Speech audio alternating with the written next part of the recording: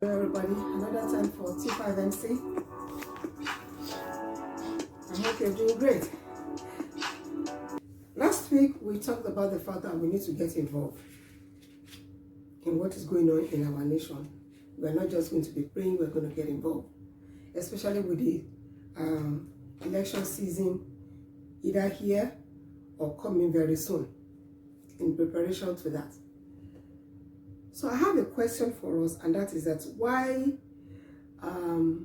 does our excitement over new election only last for a short while? Like, as in, when we think that we have voted in somebody out, and then we have voted somebody in, and everybody's excited, now we have a new government, hey, and in a short while we're about to complain. Why do you think that is possible?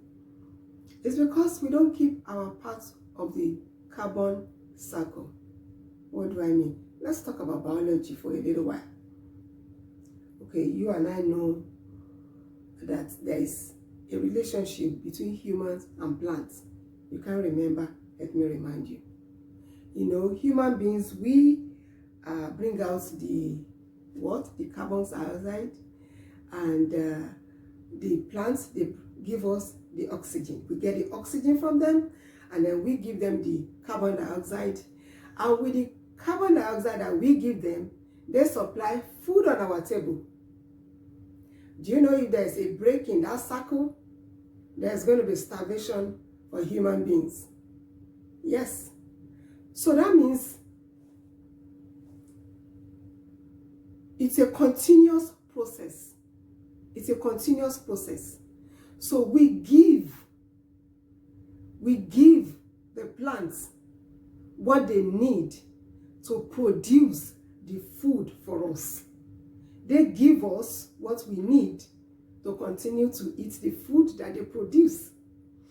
So when you vote somebody in, you have to continue to give. What are you going to continue to give? You already voted them in. They are on the salary. So that one is okay. I mean, they are paid. But what do you continue to give? What you continue to give is what is going to sustain them in power. And that is your prayer. You see, what you don't give, you don't get. You have to continue to pray for God to sustain them in that position. You have to pray for actually what you actually want to see. Somebody has been running maybe his own personal business. Even if he has, say, about 20,000 employees. Now you put him in charge of millions. How do you think he's going to cope without spiritual backing? He's going to need help. So we need to uphold these people spiritually. So don't just vote them in. From day one, begin to pray and ask God exactly what you want is what you will ask God to do in their lives.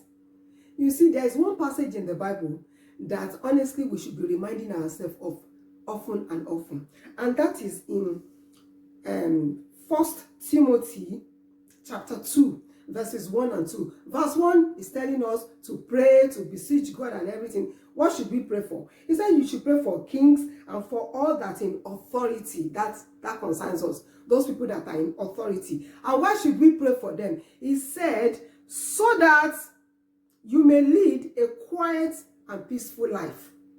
When we pray for them, we're actually praying for ourselves indirectly. I don't know why people don't get it.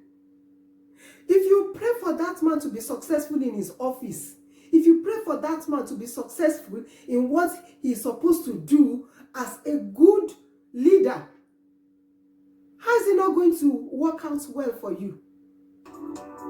Okay, let's try it again this week. 5 minutes, anytime, anywhere, doing anything, every day.